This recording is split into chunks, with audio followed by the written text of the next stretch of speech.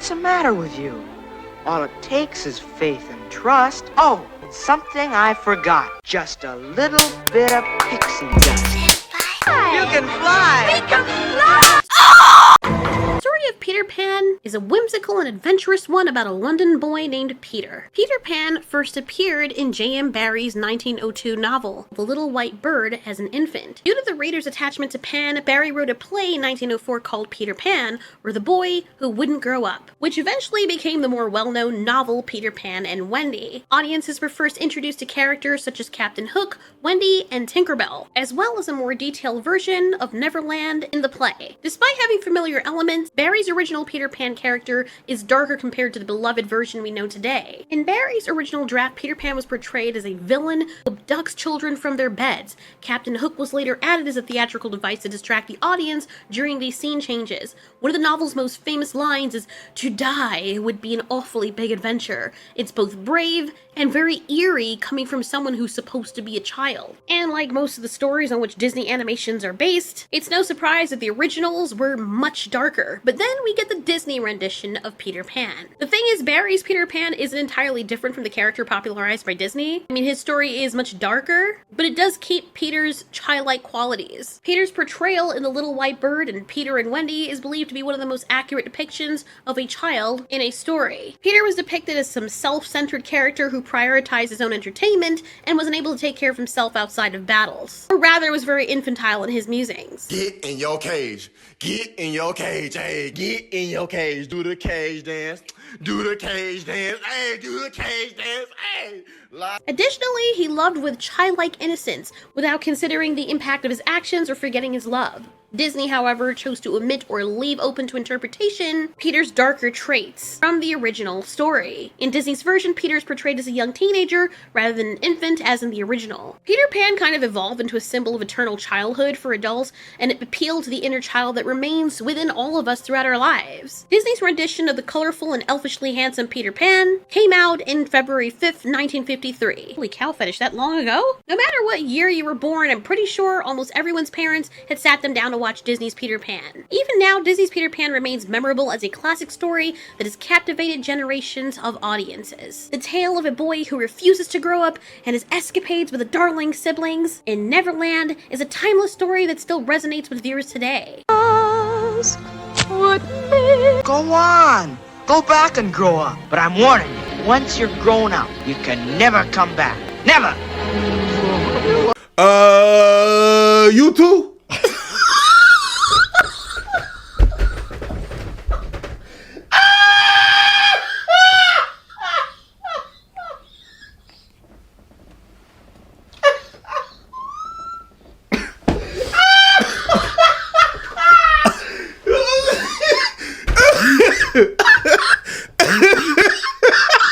Additionally, the colorful animation of the Disney version contributed to its popularity and made it a beloved and unforgettable film in the hearts of many. The animation is playful and fluid, perfectly capturing the flight and movement of the characters as they had soared through the skies of Neverland. The movie showcases unforgettable characters like the mischievous Peter Pan, Wendy Darling, and the villainous Captain Hook, who was the antagonist of the show, along with the side character Smee. Voice acting and portrayal of each character was done so unforgettably well, and when you hear the name Captain Hook, you can instantly picture his appearance and hear his distinct voice. The plot of the movie is that Peter Pan takes the darling children to a magical place called Neverland, where they come across pirates, fairies, and mermaids. I always found it interesting how the mermaids looked almost identical to Ariel's sisters and Ariel herself. It's quite possible that Ariel was inspired by this movie because one of the mermaids straight up looks like Ariel herself. And The Little Mermaid Disney came out in 1989. Throughout their journey, they confront obstacles and conflicts such as a fight with Captain Hook and his crew, and let's not forget the sassiness of Tinkerbell herself and the hungry crocodile that's always waiting in the wings to finish off Captain Hook after having taken his hand.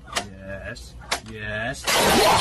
Ultimately, the children realize the significance of growing up and accepting responsibility, as well as the importance of family and home. And so naturally, as the years go by, there would be remakes, like one of my favorites, the 2003 Peter Pan.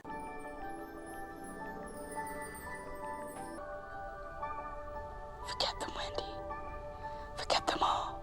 Oh my god, I personally love this one because of how colorful and fun it was. I also think Jeremy Sumpter did a fantastic job of portraying Peter Pan. I remember when I was little, I had a huge crush on him, but oh my god, was his laugh annoying.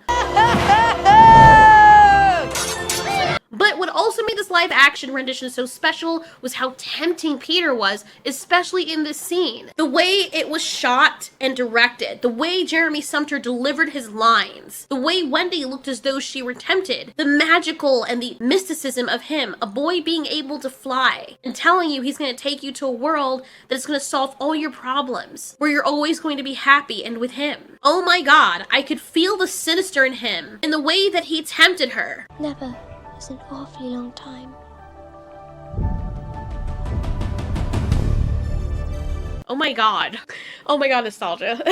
Nostalgia makes me want to go back and watch this, not gonna freaking remake. Anyway, like, the music is what really drove it home. For some reason, whoever composed this piece, it is unforgettable in my mind. Every time I hear it or I just watch this scene, the emotions well up inside me. I feel the temptation of wanting to get away and I just start crying and have no idea why. For a girl Wendy's age, older boy or a boy around my age having that kind of power, being alluring and promising me a life away from the one I didn't want, oh my gosh, he would have totally gotten me to do anything he asked. But then there would be no story.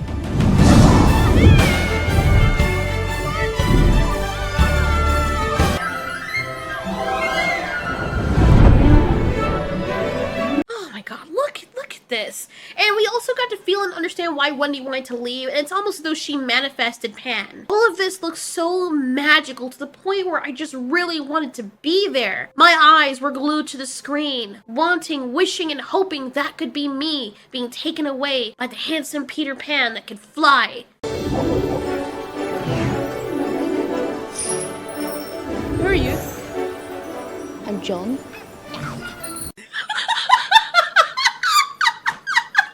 Jeremy Sumpter's freaking facial expressions. Oh my goodness gracious. I forgot how funny this movie was. I remember seeing that I was dying of laughter. And then John is like, you just met me 2 seconds ago. I mean, this movie was perfect. The lighting was perfect. You could hear everyone in the audio. You didn't need captions. The visuals were mesmerizing. And yes, it looked green screeny and corny as hell. But the storytelling just had you hooked, especially as a kid. Especially a teenager as well, going through situations where you're approaching junior high school or high school and feeling like you don't fit in. I imagine this movie would have resonated with everyone. And it's one of those live actions that feels so believable because they do the right mix of CGI and practical effects. Even though looking back at it now, seeing the weird shadows that everything casts, including them, which makes no sense. How there are shadows on the actual universe, you can tell. Anyway, I haven't watched this in many years, but I would like to go back and watch it. And in all, I never thought they would make another one. But lo and behold, I don't know what I was expecting, and I don't know why I was surprised. It was announced that Disney was doing a live-action remake of the original Disney story in 2023. Or rather, a remake of Disney's rendition of it. With Disney creating this live-action remake, it was reasonable to assume that it would follow the same interpretation as their previous rendition. But no matter. Aside from the jarring general look of Peter Pan, the trailer just doesn't seem very fun. Something ain't right. Lost boys. Every last one of us. But you're not all boys. So? So? It possesses that same eerie greenish filter over all the scenes that makes the entire atmosphere feel drab and dull. Nothing pops, and everything just feels muddy and twining with one another to form an earthy and dusty palette. It's hard to believe that a studio that prided themselves on animation and being able to tell stories by the use of color and visuals and music effectively and unforgettably have fallen so far from doing just that. All the scenes in their modern day movies, like the case with this new Peter Pan, look exactly the same. Even the Universal live action Peter Pan, you could tell where they were and that they were in different places just based on the lighting and the coloring and the visuals. It felt like an animated adventure even though it was live action. Captain Hook looked like he jumped out of the animation page of the 2D rendition of Peter Pan. Here, everything just meshes into a muddy mess of visuals. Somehow, they even managed to make Tinkerbell, who is very beautiful, and who is supposed to be an illuminated fairy, also look drab and uninteresting and nothing like a fairy, save her ears and her beauty. Even in instances where you can see Tinkerbell flying about, it looks as though her light is going out, as though she barely shines. And let's address the articles claiming people have a problem with Tinkerbell's appearance or ethnicity. While there are some people who are just ignorant, knowing Hollywood, they baited people by switching the character's iconic appearances, which have already been established on film, so they can quickly accuse you, the audience, of having a problem with the actual person's skin color playing the character if you don't like the fact that a specific character no longer looks like the character. But let's try to give some leeway and just say that this is a reimagining of the story. Peter Pan is a tale that has been told many times, and if they want to make a Hispanic Indian Peter Pan with his Blackberry side character, who cares? If they want to make Captain Hook look like old Father Time, why not? If at the very least they're going to retell a story like this in the hopes that it will spark some kind of magic in the new audiences as it did in the old, they should at least up the lighting and make the actors feel as though they want to be there. Me, Peter Pan? Were you expecting someone else? The voice of Peter Pan and the Lost Boys in the trailer sound as though all the life and humanness have been stripped from them, the way the color was also stripped of its saturation. It just feels like a tired manufactured copycat of something intended to be greater, but that's my opinion. Whenever I would see clips of the original, that made me want to actually go back and watch it. But seeing this new version, I have no interest due to it looking dark and depressing, even in the scenes that are not intended to be. How do you take a magical scene like this and make it look as though they're in the Matrix? I anticipate some individuals may argue, but you haven't even watched the movie to know whether or not it's good. That's true. But let me ask you this. If you were presented with a food dish that resembled a revolting, gargantuan mound of shit spat out from a horse, a rhino, and a muskrat, with an odor reminiscent of a bloated zombie marinating in a swamp of corpses, would you consume it? Would you respect the chef who presented you with something that does not look palatable to even the waste eaters of this planet when he tells you, but you haven't even tried it to know if it's good? Be serious now. I mean, they call us consumers for a reason, and the reason why they usually make things flashy or exciting and enticing is so we will want to consume them. If it doesn't look appetizing or palatable and it elicits an involuntary reaction of nausea whenever we look at it, a reaction that we can't help, one cannot help but ponder mental resilience and stability of individuals who serve unappetizing dishes and react negatively when their creations are not well received. When a company renowned for producing vibrant and imaginative animated content and compelling narratives, even if they are somewhat upbeat adaptations of existing stories, is now associated with the complete opposite, it's apparent that their presentation has undergone a significant decline. There's no real benefit to pursuing profit if you create a shit product and then proceed to berate and discourage consumers from consuming it, especially when they had no intention of doing so in the first place. In that fact, the childish behavior only serves to push them farther away from your brand. It's the ultimate form of self-sabotage in the business world. It's almost as though the people running this company replaced everyone else with business sense. I also think it's very interesting that Disney doesn't seem to really put the same effort behind making more original and heartfelt stories based on the tales of other ethnicities and minorities as they do vilifying those very minorities for speaking up and asking them why they don't do this, especially given that there's a treasure trove of endless folk stories and adventures for them to tell. I guess we'll see what happens, but the trajectory of this company suggests a downward trend. In situations where dominant companies face minimal competition, they tend to develop an unwarranted sense of invincibility, leading them to neglect the creation of original and actually high-quality products that earn them their spot in the first place. But where one city leveling titan falls, 10 more wait in the wings to take its place. Thanks so much for watching. This has been Ulturi. You ask, we answer. Me! Yes, Captain? Release the princess and take her back to her people.